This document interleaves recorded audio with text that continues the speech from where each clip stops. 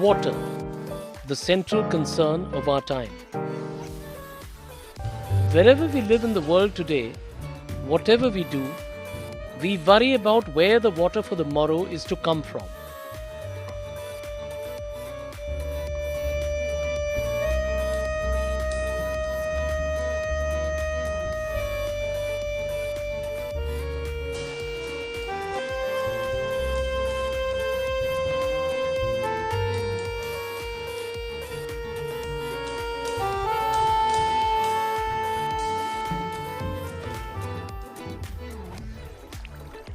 But while we worry, we forget to look around us at the bounty we are already blessed with. Have we done all we can to harness what we have to tackle an apparently insoluble problem?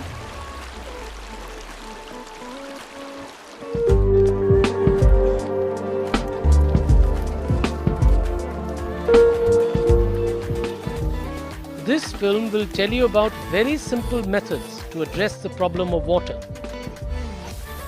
Low-cost methods that can easily be used by local people utilizing locally available natural resources as part of an overall strategy of watershed development.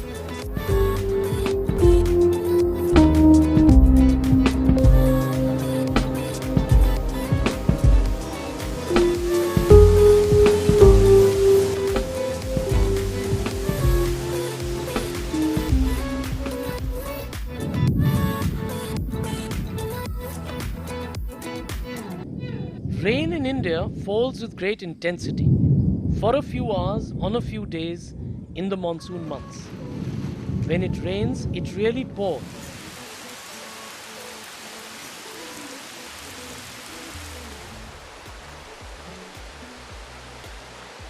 Rainwater in this limited period largely flows away as heavy runoff.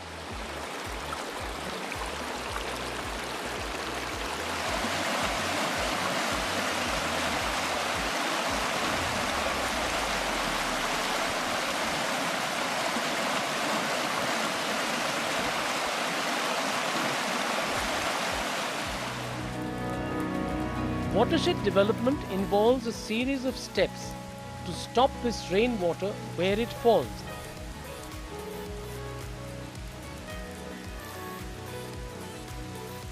To make it walk rather than run, to make it walk slowly below the ground, and not allow water to flow away rapidly over the terrain.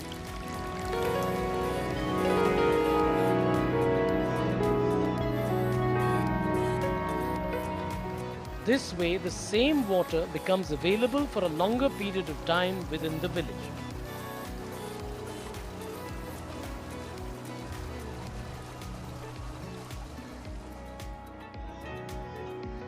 A watershed area can be visualized as a landscape, shaped unevenly like a bowl or basin.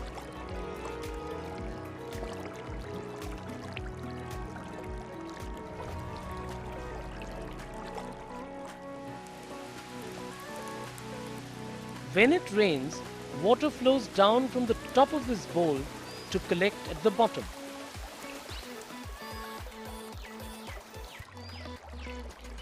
So the hills, valleys, forests and fields that encircle the falling rain and guide it to streams and rivers all form the enclosure that is the watershed, the catchment area where a river catches its water.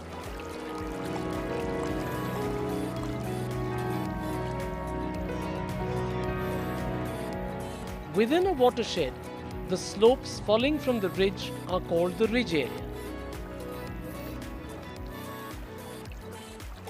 The many channels that flowing rainwater drains into are called drainage lines.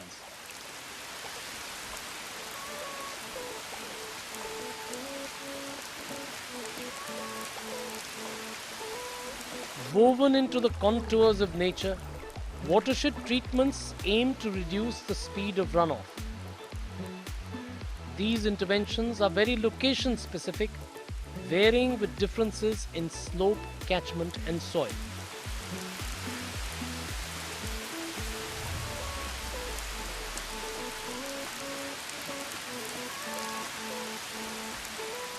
When running water is halted at regular intervals, it traps silt, reducing soil erosion. The local soil moisture profile also improves, providing greater sustenance to vegetation. Water that is stopped by watershed structures helps recharge of groundwater. Below the ground, this water appears as base flows that raise the water table in wells downstream. They also increase the life of streams and help refill dams more than once.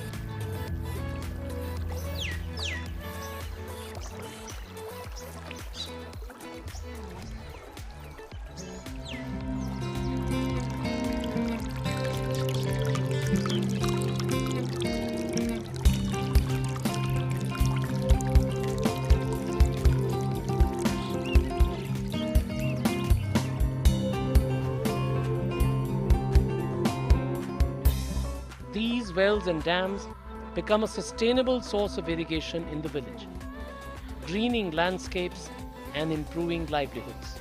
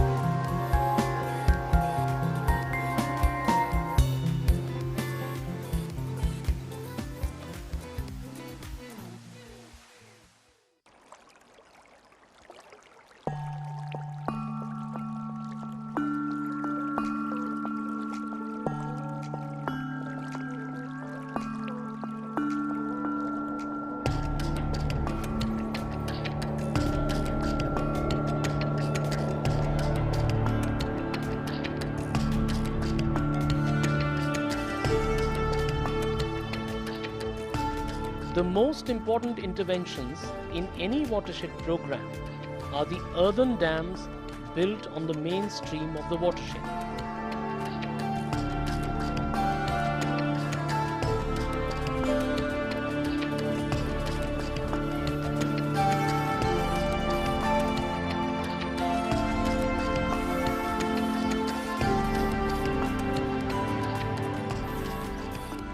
When built in the upper reaches, they act as percolation ponds that help recharge dams and wells downstream.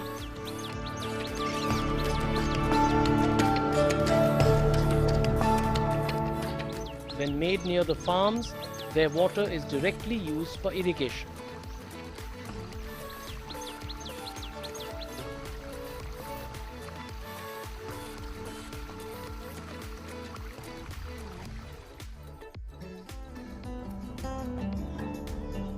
Deciding the location of these dams requires balancing many considerations to arrive at the best possible solution.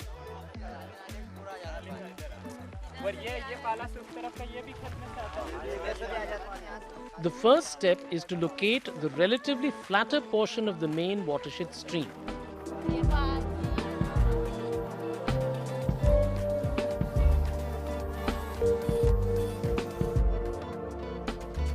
Flatness of the stream ensures maximum storage.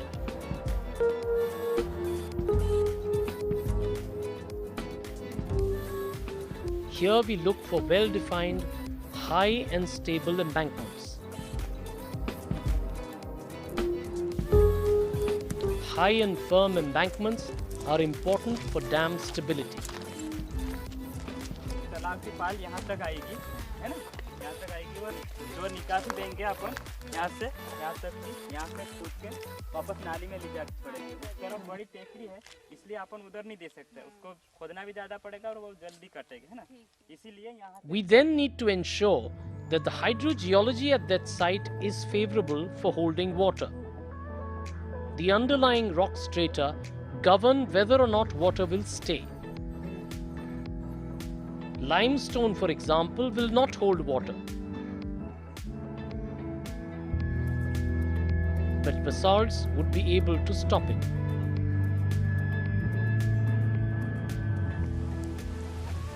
At the site where all these conditions are favorable, we try to find an optimal match between the volume of water expected to flow down the catchment into this dam and the storage possible at this site.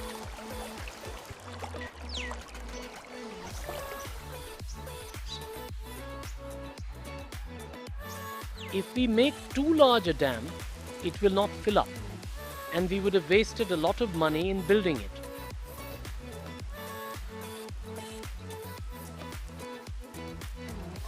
If the dam is too small, we would not have stored as much water as we could have.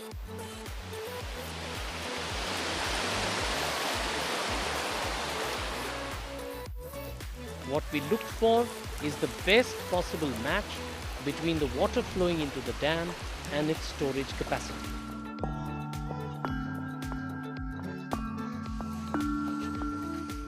To estimate the volume of water that will flow into it, we first need to find the exact location of the dam on a 1:50,000 Survey of India topo sheet of our area.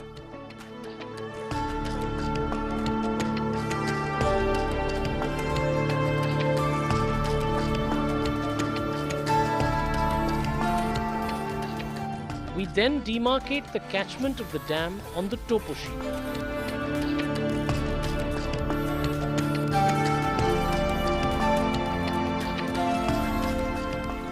To calculate the area of the catchment, we trace it out on a graph paper. How much water will flow down this area also depends on the rainfall and runoff coefficient. To get this volume of water Q, we multiply the runoff coefficient C with the annual rainfall R and the catchment area A. The runoff coefficient is a number that tells us how much of the rain will get converted into runoff. The value of the runoff coefficient has already been calculated for each type of area. The higher the slope, the more barren the land and more impervious the soil, the higher will be the value of the runoff coefficient.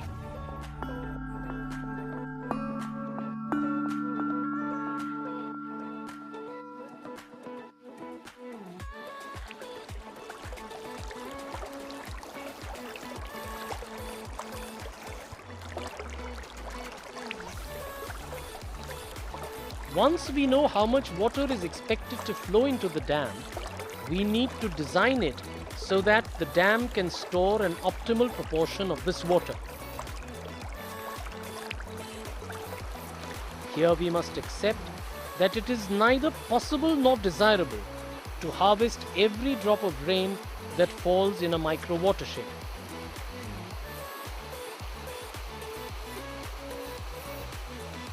Some water must be allowed to flow for use in villages downstream.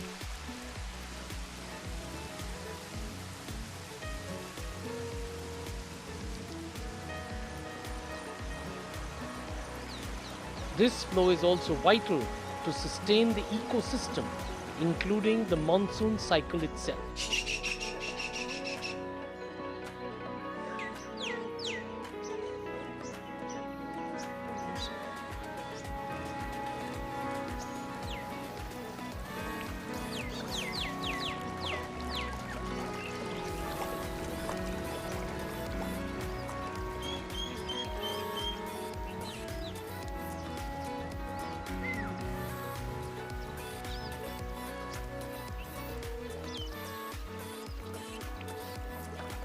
Keeping all these factors in mind, we fix the full reservoir level or FRL of the dam. The FRL indicates the maximum level up to which we can allow water to remain filled in the reservoir. To arrive at this level, we carry out a Dumpy level survey in the submergence area of the dam.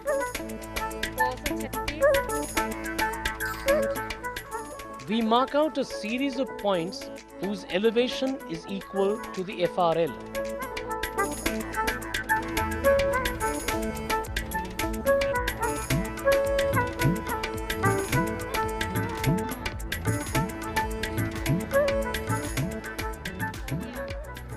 These points are then joined by a line. This line gives us the entire series of points that are at the FRL. This is the level to which water will remain filled in the dam. तो ओकाशी यह पानी को level है कि यहाँ तक पानी जब भी लाइन डले यहाँ से वहाँ तक पूरी जो सफ़ेद सफ़ेद देखेरी वहाँ तक पानी भराएगी, है कि नहीं? और यहाँ तक पानी भराई जाएगा तो जो निकासी खोदांगे वहाँ से पानी निकल जाएगी।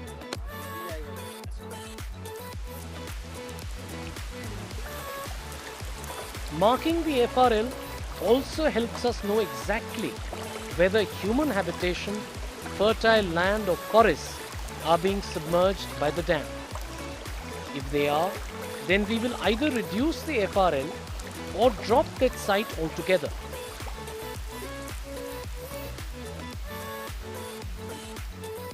All these considerations together help us arrive at the height of the dam. The FRL also helps fix the most important design parameter of an earthen dam, which is its exit. The base of the exit is always kept at the full reservoir level. The exit must be so designed so as to allow peak runoff to safely pass through it, so that the dam is not endangered in any way. This is because if water flows over the top of an earthen dam, it will break.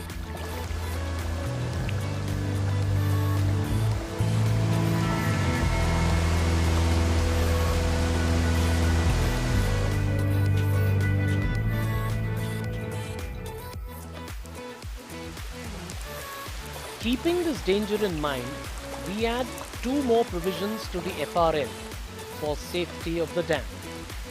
One, we allow for the fact that during a rainwater storm, water will temporarily rise higher than the FRL. This level is called the MFL or maximum flood level. Over and above the MFL, we also provide a further margin of safety called the freeboard.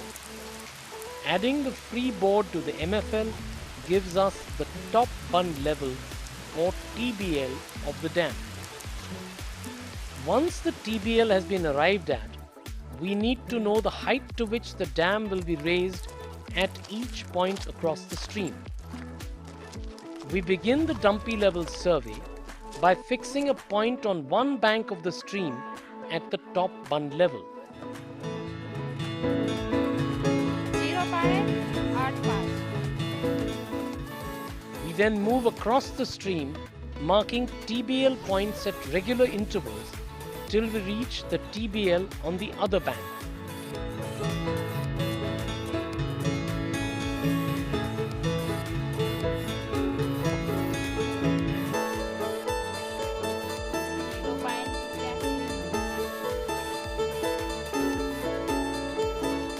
A line is drawn joining these points. This is known as the center line. Now we mark out the top width of the dam as parallel lines on either side of the center line. The top width W is determined by the formula W equals 0.4 into H plus 1, where H is the maximum height of the dam. After this, we mark out the upstream and downstream slopes of the dam. The upstream slope is normally kept at 1:3 and the downstream slope 1:2. In this way, the layout of the dam is completed.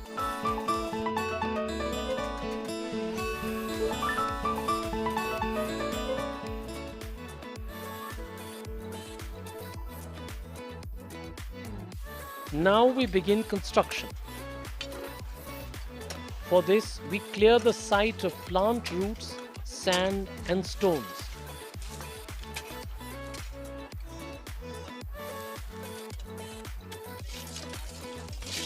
We also scrape the laid out area to a depth of 10 centimeters so that the dam can get a firm foundation.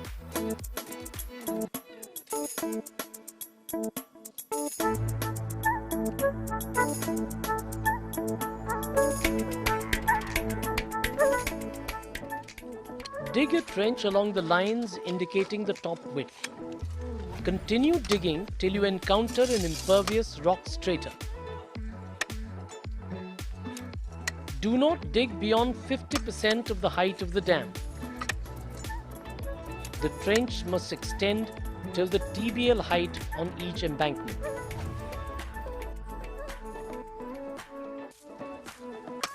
The trench is filled with a very carefully selected special kind of clay that is both fine and sticky.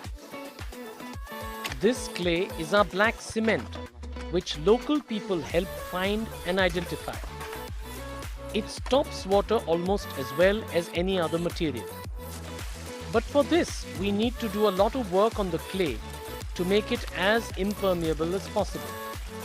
The clay is wetted thoroughly and then kneaded into balls. These balls are used to fill up the trench.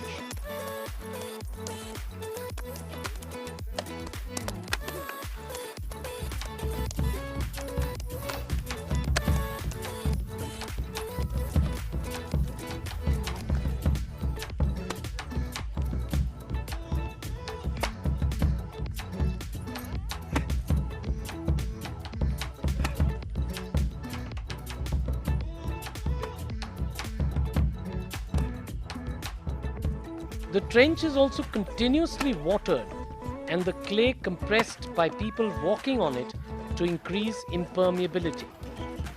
This process is called puddling. The trench is filled to the ground level. It is called a cutoff trench because it is meant to cut off water flowing under the dam. Above the ground level, right over the cut-off trench, we raise a core wall in exactly the same way as we fill the trench. The core wall is made of puddled clay. The core wall helps control seepage of water through the dam. We simultaneously raise the outer flanks of the dam. The flanks are made of relatively coarser material.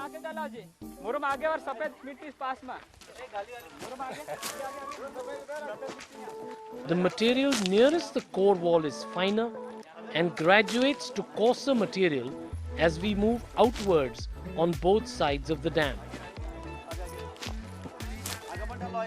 The flanks help support and protect the core wall.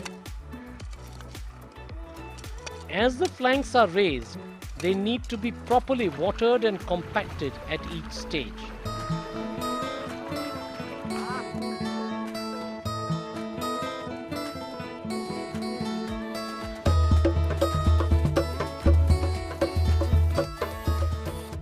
The dam is raised layer by layer in a step-like fashion. This is done so that both slopes of the dam can be correctly maintained.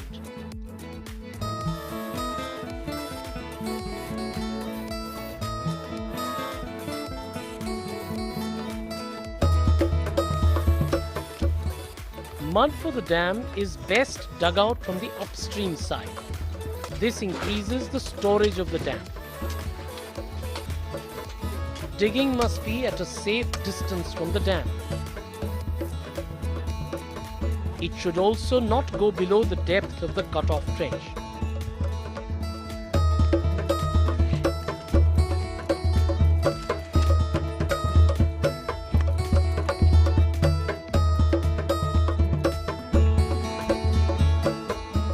Provision for rest, as also drinking water, first aid and crash facilities must be available at each work site.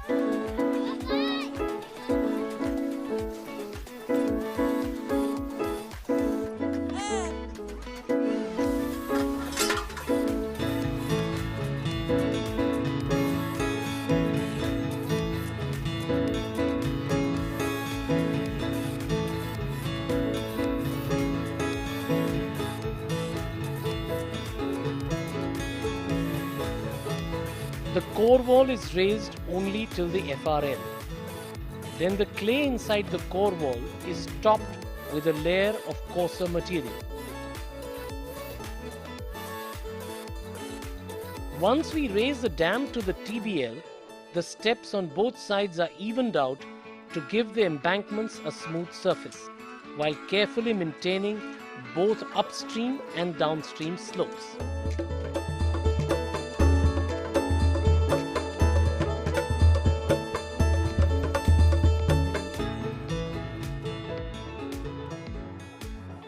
अभी हमारा बांध निर्माण कार्य पूरा हो चुका है।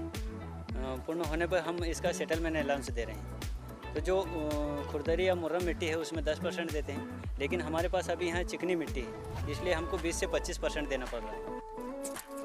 We raise the dam a little higher than the TBL. This is called settlement allowance. Every earthen dam settles over time of its own weight and due to the action of falling rain. Therefore, earthen dams are made higher than the design height by 10 to 25%, depending upon the material used for construction. We use sticks and strings to guide the process of providing a settlement allowance. Allowing for a settlement allowance results in earthen dams having a convex shape at the top.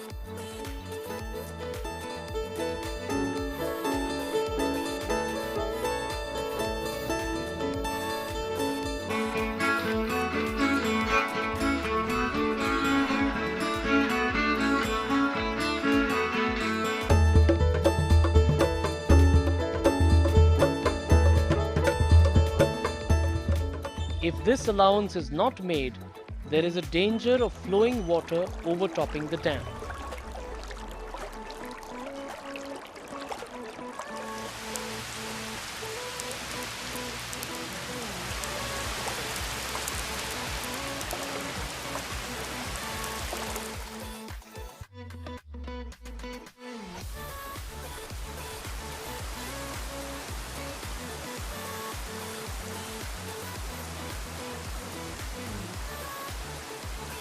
The most crucial part of an earthen dam is the exit.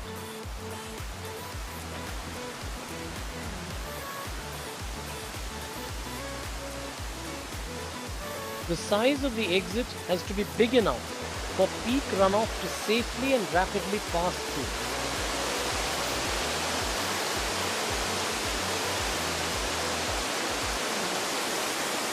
If this does not happen, water will flow over the top of the dam and it will break.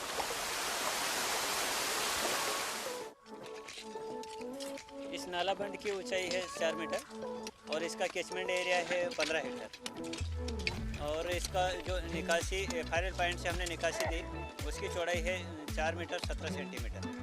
We must be careful to check out that the base of the exit is indeed at the full reservoir level.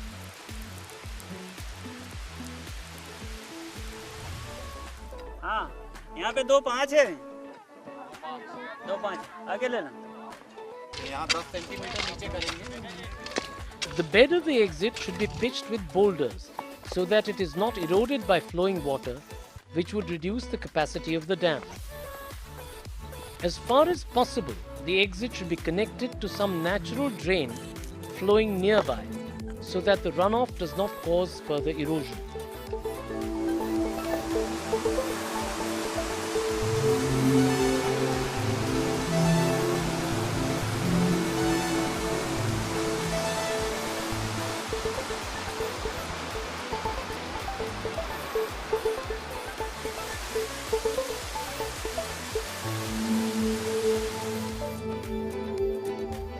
Wide and shallow exits are to be preferred to deep and narrow ones because they allow greater storage and minimize erosion.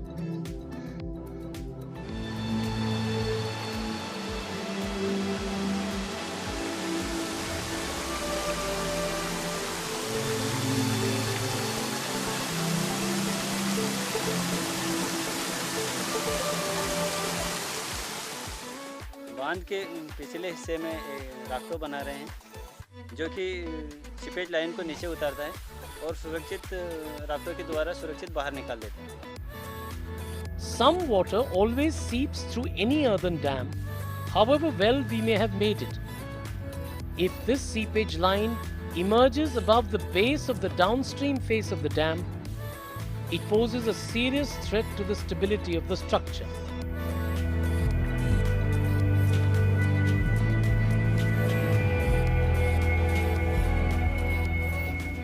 In order to drag the seepage line downwards, a rock toe is provided.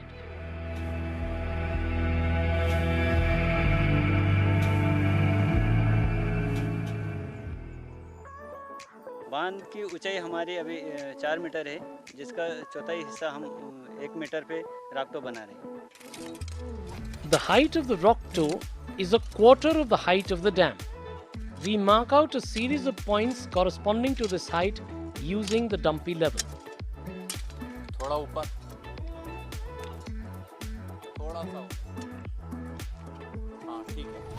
From this height downwards, mud is excavated on the downstream side of the dam to create space for the rock toe. This space is divided into 4 parts. Each part is filled with successively coarser materials as we move away from the dam, making a reverse filter.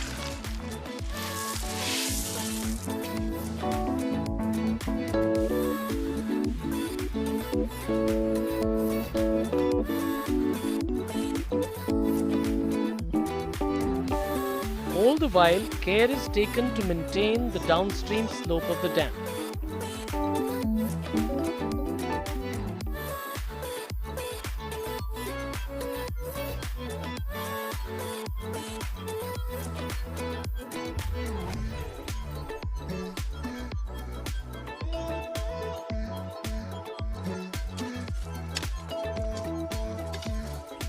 To protect the dam from erosion by rain and the sloughing action of receding water in the reservoir, stone pitching is done on the upstream surface of the dam.